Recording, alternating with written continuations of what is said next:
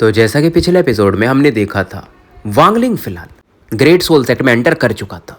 अब आगे तो फिलहाल वो जो बंदा था, जैसे वो लेडी थोड़ा सा डांटती है कि हमें बड़ी सिस्टर को वो पिल्स देने हैं, जल्दी करो।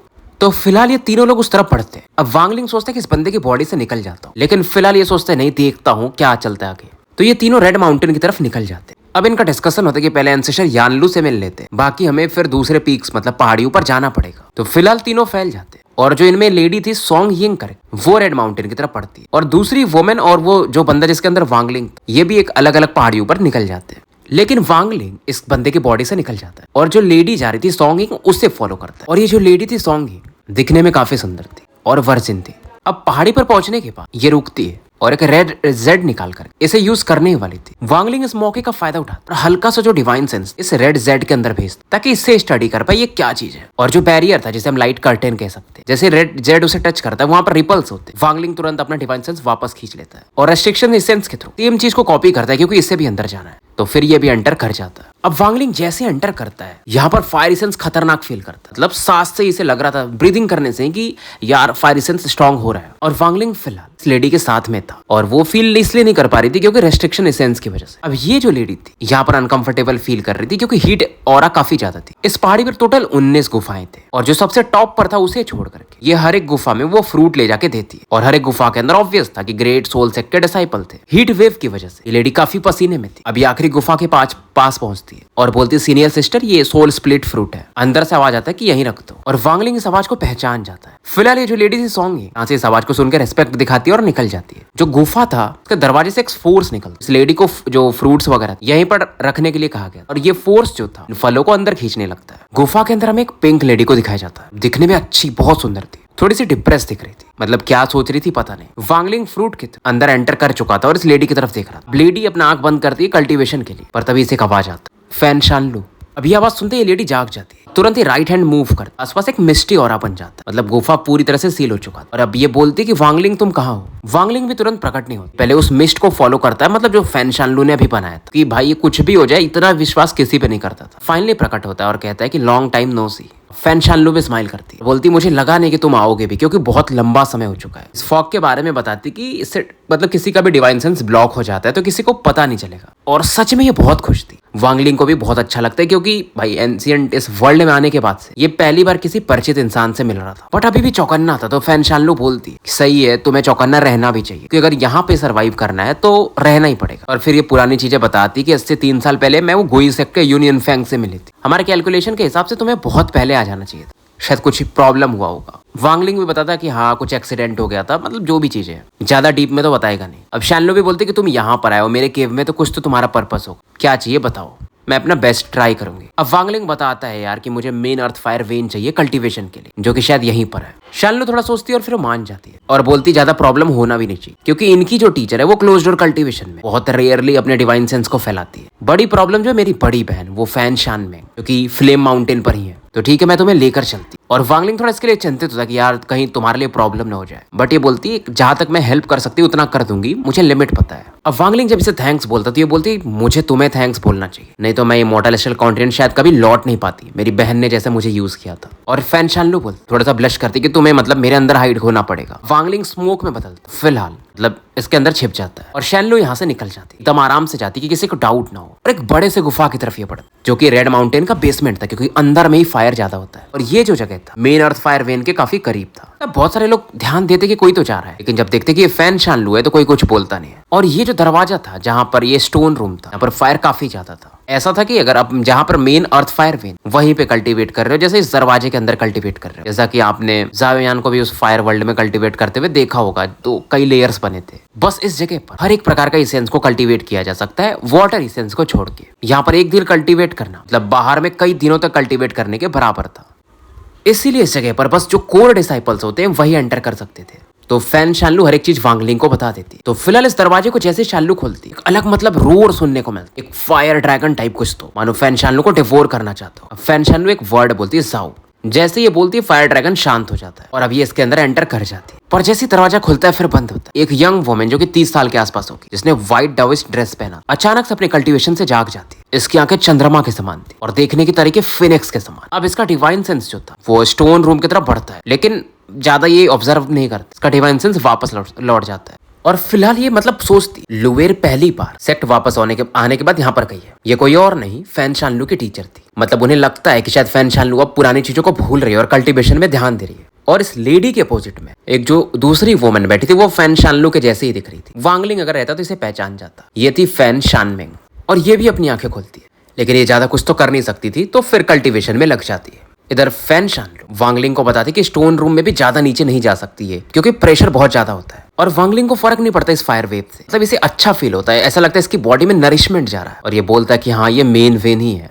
10-12 ब्रांचेस मिलाकर जितना हीट वेव देते ये अकेले दे रहा है। और शानलू एकदम पसीने में भीग जाती है। वो बताती कि हर 10 फीट के बाद एक नया लेवल है, टोटल 370 फीट है, तुम अपने हिसाब से कितना जा पाओगे वो तुम्हारे ऊपर है। अब वांगलिंग फैन शानलू से बोलता है कि तुम 3 दिनों में निकल जाना, मुझे शायद ज्यादा समय लगे क्योंकि अगर तुम ज्यादा रुकोगे तो मतलब इफेक्ट आ सकते हैं तुम्हारी बॉडी पे। और ये आगे बढ़ता है, लगभग 200 फीट तक तो चला जाता है और थोड़ी ही देर में एकदम जो 370 फीट का रेंज वहां पर बैठकर कल्टीवेशन शुरू कर देता है। और फैन शानलू भी मतलब देखती है थोड़ी दूर वांगलिंग को, फिर इतना अंदर चला गया था, इतना फायर था कि वो दिखाई भी नहीं देता था और ये अपना कल्टीवेशन में लग जाती है। और वांगलिंग के बॉडी में लगातार फायर एसेंसेस एंटर कर रहे थे। इस दौरान 3 दिन बीत जाते हैं और ऐसा लग रहा था कि फायर एसेंस यहाँ पर जो भी है और वांगलिंग है दोनों एक दूसरे में मर्ज हो चुके हो। मतलब पहचान पाना कि वांगलिंग कहाँ पर है बहुत मुश्किल होगा। वांगलिंग जानता था इस बार इसे सक्सेसफुल होना पड़ेगा। अब वांगलिंग का जो डिवाइन सेंस ये इसके एसेंस ट्रू बॉडी में बदलता है क्योंकि अभी भी ये पूरा नहीं हुआ था एसेंस बॉडी। ऊपर का जो धड़ था अभी भी वर्मिलियन बर्ड का ही था क्योंकि थोड़ा विचित्र दिख रहा था। इसका डिवाइन सेंस फैलता एकदम नीचे तक जाता है जहां पर ये फील कर पा रहा था ये मेन अर्थ फायर वेन है ना, तो ऐसा लग रहा था एक बड़ा सा ड्रैगन है, फायर ड्रैगन, क्योंकि गहराइयों में सो रहा है। उसके अंदर इंटेलिजेंस नहीं है, बस उसका विल है, लेकिन वो विल बहुत तगड़ा है, बहुत स्ट्रांग है। जब तक वांगलिंग इस विल को डिवोर नहीं करेगा, अपना नहीं बनाएगा, तब तक यहाँ का फायर का ये लॉर्ड नहीं बन सकता था।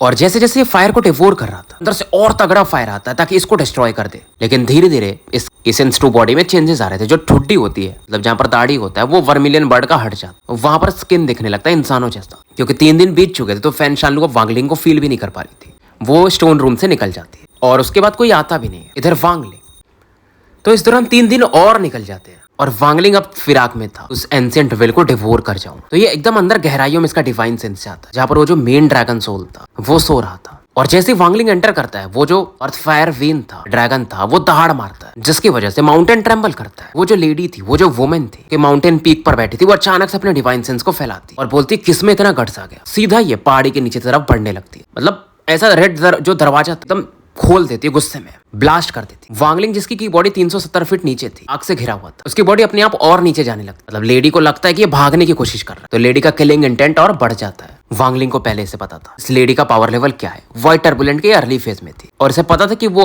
अभी नहीं तो कभी तो नोटिस करने ही वाली थी, जो कि अभी हो चुका था। और वांगलिंग ने इसलिए अपना जो सोल था, ओरिजिन सोल, उसका थोड़ा सा हिस्सा छोड़ा हुआ था अपने मेन बॉडी में, जिसकी मदद से अपनी मेन बॉडी को ये अंदर खींचने लगता है, जहां पर एकदम नीचे में इसकी सेंस ट्रू बॉडी थी जो कि इवॉल्व हो रही थी। और वांगलिंग को पता था इसलिए इस लेडी का ये वेट कर रहा था। और लेडी चिल्लाती कि तुम मेरे सामने ट्रिक खेलोगे, तो वांगलिंग को ये फॉलो करती। अब यहाँ पर 2 और लोग नीचे की तरफ बढ़ते, तो फैन शानलू थी, दूसरी फैन शानमेंग भी बढ़ती और अपनी बहन से कहती लिटिल सिस्टर तुम ही थी ना जिसने वो बाहरी को स्टोन रूम में लाया था। पर तभी फैन शानलू बोलती कि बकवास बंद करो, तुम्हारे जैसे लोगों का मुझे सुनना भी नहीं है, तुमने मेरे साथ जो किया है वो बड़ी बहन कोई कर ही नहीं सकती। अब फैन शानमेंग शांत हो जाती है। अब जो भी पावरफुल कल्टीवेटर से ग्रेट सोल सेट सभी का डिवाइन सेंस इस तरह पड़ता है। वांगलिंग को पकड़ना मुश्किल था क्योंकि वांगलिंग का एसेंस ट्रू बॉडी जो था अब वो इस अर्थ फायर के विल के साथ मिक्स हो रहा था। मछली के समान एकदम ऐसा लग रहा था कि आग में कोई बंदा खेल रहा हो। और इस लेडी के लिए भी मुश्किल, धीरे धीरे एकदम ये गहराइयों में पहुंच जाते हैं। वांगलिंग का एसेंस ट्रू बॉडी इस ड्रैगन के विल को एब्सॉर्ब कर रहा था। समय मेन ड्रैगन का जो सोल था बहुत पेन में था। वांगलिंग की जो ठुड्डी थी एसेंस ट्रू बॉडी की, वो एकदम इंसानों में बदल चुकी थी और धीरे धीरे फैलते जा रही थी। मतलब इसके होंठ भी बन जाते हैं। ये जल्दी जल्दी डिवोर कर रहा था ताकि इस चीज को ये पूरा कर सके। अब इधर बहुत सारे डिसाइपल्स जो पावरफुल डिसाइपल्स थे ग्रेट सोल सेट के, उन्हें पता चल जाता कि अर्थ फायर वेन में चेंजेस हो रहे हैं। फिलहाल वो जो लेडी वो एक ब्रॉन्ज मिरर निकालती है और ancient mirror dao pattern use करती। अब वांगलिंग प्रॉब्लम में था, इसका दिमाग 2 भागों में बटा था। एक एसेंस ट्रू बॉडी में था जो कि विल ऑफ फायर को डिवोर कर रहा, और दूसरी इसकी मेन बॉडी में था कि इस यंग वुमेन से बच के भाग रहा था। इस लेडी ने जो स्पेल यूज किया वो सोल सेट का ही घोषली फेस स्पेल था, बट वांगलिंग बच के और गहराइयों में चला जाता क्योंकि इसने टेलीपोर्टेशन यूज किया। तो ये और हैरान हो जाती कि यार ये टेलीपोर्ट कैसे कर रहा है। लेकिन वांगलिंग जब पहले भागा था तो टेलीपोर्ट नहीं किया था। दिमाग लगाती कि टेलीपोर्ट ये ज्यादा नहीं कर सकता, मतलब अच्छा खासा कुछ तो यूज हो रहा होगा इसका पावर, क्योंकि वांगलिंग की जो मेन बॉडी थी इस लेडी को डिस्ट्रैक्ट कर रही थी। तो एसेंस ट्रू बॉडी अपना मस्त एब्जॉर्ब कर रहा था। धीरे धीरे इसके नाक भी बन चुके थे और main earth fire when struggle कर रहा था। धीरे धीरे जो खोपड़ी भी था वर्मिलियन बर्ड से ह्यूमन की तरह बनने लगता है और इसके एसेंस ट्रू बॉडी में एक विल पावर जन्म ले रहा था। मेन ब्रांच को डिवोर करते जा रहा था। अब बस इसके बाल वगैरह यही बचे थे।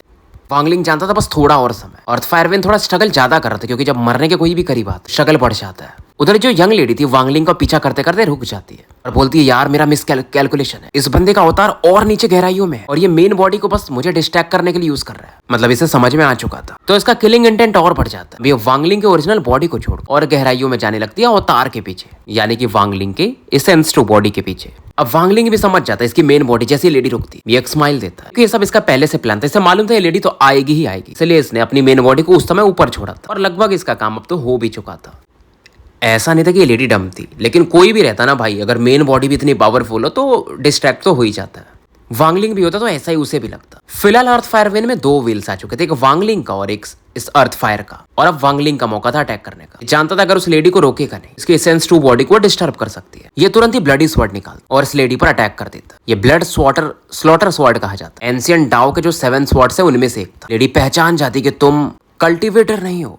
वांगलिंग को यह नाम पहली बार सुनने को मिलता लेडी के मुंह से, ब्लड स्लॉटर स्वॉर्ड, क्योंकि येमो का लेफ्ट आई तो अभी भी वांगलिंग को मिला नहीं था, तो इनहेरिटेंस पूरा नहीं था, मेमोरी वाला पार्ट जो था, लेकिन अब इसे इसका नाम पता चल गया था। बट वांगलिंग इसका जवाब नहीं देता। लेडी जैसे इस ब्लड स्वॉर्ड को काउंटर करती 7 कलर लांस निकाल और वुमेन की तरफ चला के मारता है। अब लेडी भी अपने पावरफुल फोर्स से अटैक करती, घोषली फेस अटैक से, और गुस्से में कहते क्योंकि तुम आ ही चुके तो तुम्हें रुकना ही पड़ेगा। वांगलिंग पीछे हटता है और तुरंत ही जो जुआनलुओ ने इसे गोल्डन प्रिंट दिया उसे निकालता है घोषली फेस को काउंटर करने के लिए। और क्योंकि इसमें जुआनलुओ का पावर तो ये घोषली फेस से जैसे ही टकरा घोषली फेस चीखने लगता है और गायब हो जाता है। गोल्डन लाइट चमकता है और लेडी सप्रेस हो जाती है। इधर वांगलिंग पीछे हटता है और वांगलिंग जब भागता है तो बोलता है इस लेडी को कि मेरा पीछा मत करो, मेरा तुम लोगों से कोई दुश्मनी नहीं है, बस मुझे अर्थ फायर वेन चाहिए था। लेडी आश्चर्यचकित थी क्योंकि भाई वो जो गोल्डन प्रिंट था उसमें इसने ग्रैंड इंपीरियन की ऑरा फील की थी। थोड़ी देर सोचती है फिर बोलती है नहीं, क्या हो फर्क पड़ता है अगर इसके पास ट्रेजर है ग्रैंड इंपीरियन का दिया हुआ, जो भी है वो ग्रैंड इंपीरियन वो एंशिएंट डाओ क्लैन के है, मतलब कल्टीवेटर नहीं है, सेलेस्टियल कल्टीवेटर नहीं है, तो मैं कुछ भी कर सकती हूँ फिलहाल। और ये लेडी बहुत ज्यादा डिसिसिव थी क्योंकि भाई वॉइड टर्बुलेंट लेवल पर थी। उधर ड्रैगन का जो स्ट्रगल था वो वीक होते जाता और वांगलिंग के जो पंख थे बस फिलहाल वही बचते, बाल भी अब इसके आ चुके थे। समय निकल रहा था और कई घंटे निकल जाते। लेडी धीरे धीरे काफी करीब आ चुकी थी। अर्थ फायरवेन काफी वीक हो चुका था, लेकिन अचानक से जो फायरवेन कमजोर पड़ रहा था वो एक खतरनाक धाड़ मारता है कि बॉडी मूव करने लगती है और बड़ा सा ड्रैगन सोल दिखता है जो कि धीरे धीरे छोटा होते जाता है। 1 लाख फिर से 10,000, 1000 फिर 100। प्रेशर मतलब बढ़ते जाता है और साइज कम होते जाता है, धीरे धीरे 10 फीट पर आ जाता है। ड्रैगन के सोल में से वांगलिंग का जो एसेंस टू बॉडी था वो बाहर निकल आता है और ये जो फिस्ट बना था, जो फायर बॉल बना था एकदम कंप्रेस होकर वांगलिंग के एसेंस बॉडी के फोरहेड की तरफ पड़ता है और एंटर कर जाता है। मतलब वो वांगलिंग का डिवाइन सेंस को खत्म करके इस एसेंस टू बॉडी को हथिया लेना चाहता था। बेसिकली वो फायर ड्रैगन का विल था पूरा, उसने अपनी बॉडी छोड़ दिया था। ये आखिरी स्ट्रगल कर रहा था कि मैं ही इस बॉडी को जीत लेता हूँ। फिर इसमें खतरनाक स्ट्रगल था, ये झुकना नहीं चाहता था। और वांगलिंग को अपने माइंड में वो दहाड़े भी सुनने को मिलती है, ऐसा विल ऑफ फायर जो हर एक चीज को जला देना चाहता था। लेकिन उन वांगलिंग का जो हेवन डिफाइंग नेचर वो इस समय प्रकट होता है। बोलता है आग, आग की जो मेरी अंडरस्टैंडिंग है, समझ है, वो वर्मिलियन वर्ड से नहीं है, बल्कि ऐसा चीज जो मेरे दिल में एक मोमबत्ती के समान चल रहा है, जो कि हवा चलने पर भी शांत रहता है, स्थिर रहता है। मतलब लॉ उसकी भटकती नहीं है। ये वो विल है, ये वो फायर एसेंस है मेरा, कैंडल फायर का विल, मेरा डाओ का विल। तुम मेरे विल को हथियाना चाहते हो, तुम्हारे मजाल है कि उसे तुम हटा सकते हो। और वांगलिंग की जो एसेंस बॉडी थी वो अपनी आंखें खोलती, उसकी आंखों में अलग ही आग दिख रहा था और वांगलिंग दहाड़ मारती। तो जो लेडी आ रही थी, यंग लेडी, वो भी इसे सुनती है, इसका एक्सप्रेशन बदलता है। मेन वांगलिंग को इग्नोर करती और फुल स्पीड पे पड़ती। और क्योंकि वांगलिंग का कल्टीवेशन इससे नीचे था तो वांगलिंग रोक नहीं पाता है। हालांकि स्टॉप स्पेल यूज करता है लेकिन ज्यादा देर तक तो रोक नहीं सकता था। और लेडी जब वांगलिंग के एसेंस ट्रू बॉडी को देख लेती तो एकदम आश्चर्यचकित हो जाती कि एसेंस ट्रू बॉडी, ये बंदा इसलिए फायरवेन को यूज कर रहा था। मतलब पहली बार इसे झटका लगता। वांगलिंग ने जब ग्रैंड इंपीरियन का ट्रेजर निकाला तो झटका लगा था, लेकिन ये उससे भी ज्यादा था क्योंकि एसेंस ट्रू बॉडी भाई इनके क्लैन में फिलहाल जो इनके एंसेस्टर है एस्टीम्ड ग्रीन बुल, बस उन्हीं के पास है।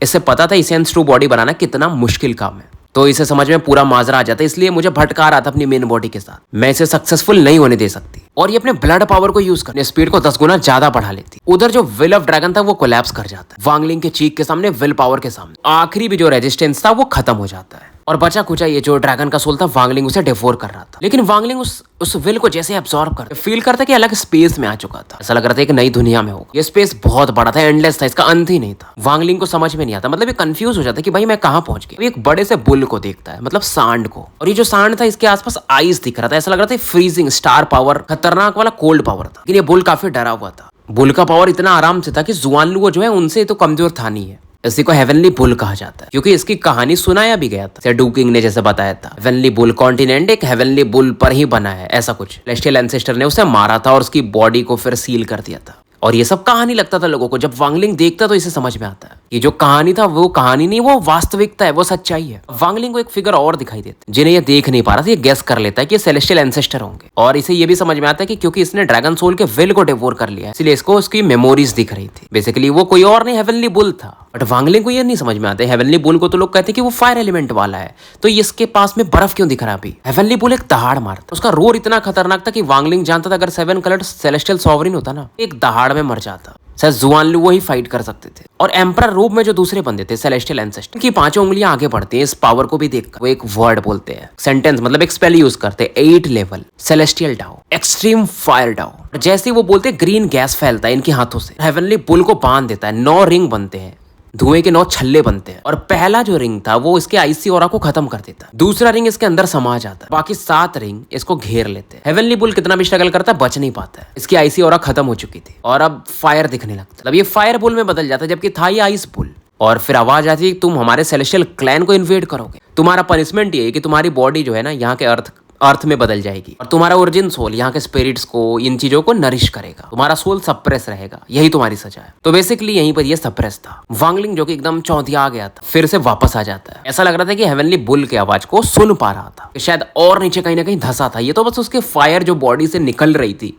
ये उसका प्रभाव था जो वांगलिंग एब्जॉर्ब किया था। वांगलिंग की एसेंस 2 बॉडी बन चुकी थी, ब्लडी लाइट इसके बॉडी से निकल रहा था, एसेंस 2 बॉडी, और एक ब्लडी लाइट इसकी तरफ बढ़ रहा था, ये थी वो यंग वुमेन, बहुत चिंतित थी और किलिंग इंटेंट उसका बढ़ चुका था। बट वांगलिंग इस पर स्टॉप स्पेल यूज कर देता है, लेडी का बॉडी बस थोड़े समय के लिए रुकता, वांगलिंग पर रिबाउंड फोर्स आता तो खून की उल्टी करता है, बट वांगलिंग इस पर अटैक नहीं करता, ये जानता था इसके पास शायद ट्रेजर हो सकते। सीधा वांगलिंग का मेन बॉडी इसके एसेंस 2 बॉडी के पास प्रकट होता है, इसका ओरिजिन सोल फिर से कंप्लीट हो जाता है। वांगलिंग यहाँ पर पहुंच चुका था और ये लेडी रिकवर कर जाती है, मतलब स्टॉप स्पेल खत्म हो जाता है। ये बोलती है कि अगर तुम्हारी अवतार मतलब तुम्हारी ओरिजिनल बॉडी फ्यूज भी होगी तो भी तुम मरोगे। इसे क्या पता था कि स्टॉप स्पेल कितना पावरफुल है, मतलब वांगलिंग ने जो यूज किया। अब ये वांगलिंग पर जैसी पड़ती, वांगलिंग इसकी तरफ देखता है, राइट हैंड को आगे बढ़ाता है और बोलता है 8 लेवल सेलेस्टियल डाउ, एक्सट्रीम फायर डाउ। इसके पास सेलेस्टियल एंसेस्टर का ब्लड लाइन नहीं, लेकिन इसके अपने तरीके थे इस स्पेल को यूज करने का, जो इसने जस्ट देखा था सेलेस्टियल एम्परर को यूज करते हुए।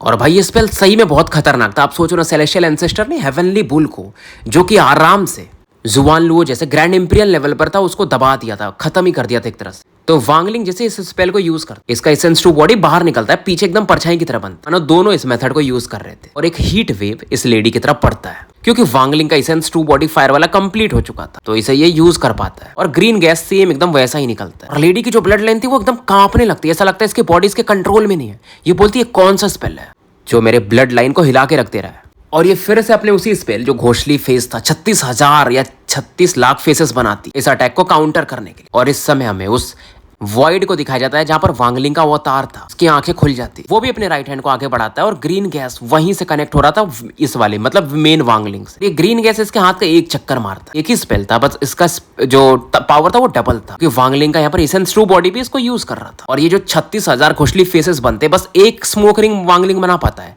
लेकिन वो पूरे कोलैप्स कर जाते हैं और लेडी कुछ कदम पीछे जाके गिरती। और ये हैरान थी कि मतलब वांगलिंग ने इसके अटैक को काउंटर कर दिया था। वांगलिंग भी कुछ कदम पीछे जाता, खून की उल्टी करता, बट इसका किलिंग इंटेंट बढ़ जाता। लेडी भी बोलती मानना पड़ेगा तुम्हारी बॉडी बहुत पावरफुल है। और लेडी को इतना तो समझ में आता कि वांगलिंग के पास अब 2 बॉडी, एसेंस 2 बॉडी एक अलग बॉडी हो जाती है जो कि इक्वली पावरफुल होती है। अब लेडी फाइनली एक ब्लू अम्ब्रेला निकालती है। वांगलिंग का जो एसेंस बॉडी ने वो स्मोक रिंग बनाया, उससे ये ब्लू अम्ब्रेला काउंटर करता है। अम्ब्रेला एकदम वाइब्रेट करने लगता है इस पावरफुल फोर्स के सामने। फाइनली वो जो स्मोक रिंग ग्रीन कलर था वो कोलैप्स कर जाता है और अम्ब्रेला का अपना स्पिरिट था वो भी मानो ट्रैम्पल कर जाता। लेडी पीछे हटती, मतलब इसका अम्ब्रेला इंजर्ड हो चुका था। और वांगलिंग को और घूर के देखती, वांगलिंग का भी चेहरा थोड़ा पीला पड़ जाता है, क्योंकि एक्सट्रीम फायर डाउ स्पेल बहुत ज्यादा फोर्स इसके यूज करता है। वो तो इसका अवतार जो उस वॉइड में बैठा है, अगर वो सपोर्ट नहीं करता तो वांगलिंग इसे यूज भी नहीं कर पाता, क्योंकि वांगलिंग इस स्पेल को समझ नहीं सकता था भाई एक बार में देख के। ग्रैंड इंपीरियन शायद बस ऐसा कर सकते हैं। वांगलिंग इसलिए समझ पाया था क्योंकि इसका जो अवतार था वो वाला वॉइड में बैठा है, वो एकदम सेम सेलेस्टियल एंसेस्टर जैसा है, तब उसके प्रकट होने का वैसा ही हिस्ट्री है। और वो जो चीजें समझता है वो वांगलिंग के माइंड में आता है, क्योंकि दोनों कनेक्टेड है, तो इसलिए वांगलिंग इस स्पेल को यूज कर पाता है। और वांगलिंग इस स्पेल को दोबारा यूज नहीं कर सकता था, क्योंकि इसका अवतार इंजर्ड हो रहा था, उससे और पावरफुल बनाना है। तो ये जानता था इस लेडी से फाइट नहीं कर सकता है